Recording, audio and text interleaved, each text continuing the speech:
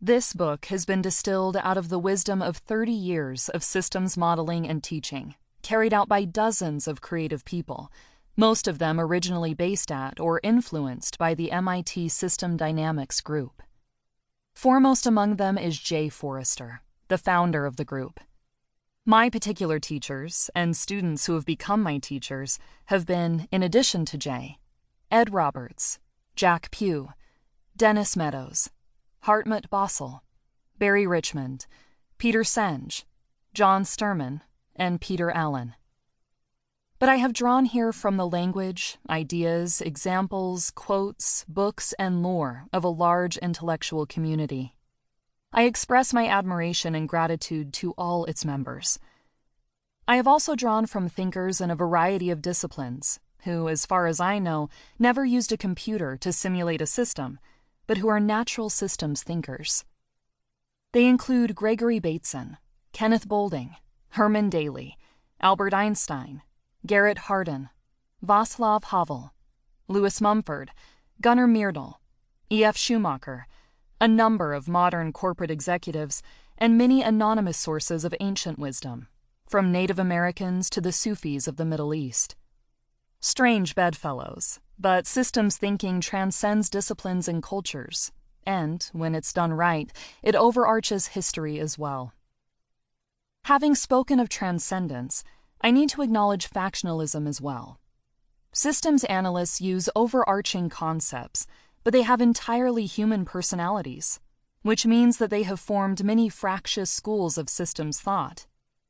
I have used here the language and symbols of system dynamics, the school in which I was taught, and I present here only the core of systems theory, not the leading edge.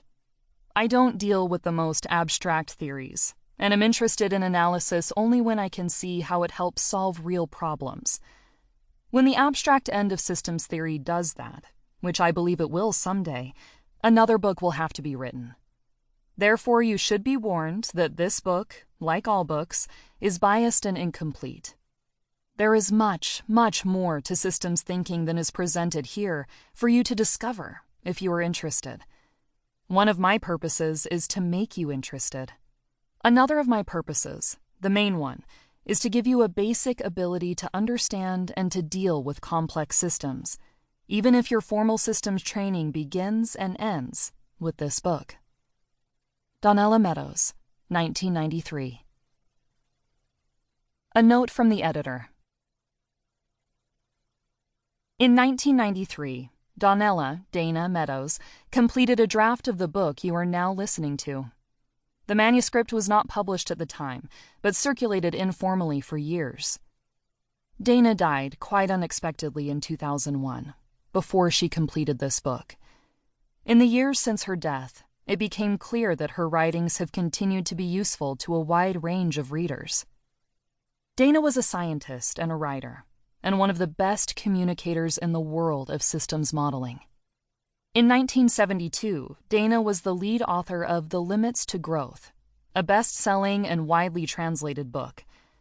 The cautions she and her fellow authors issued then are recognized today as the most accurate warnings of how unsustainable patterns could, if unchecked, wreak havoc across the globe.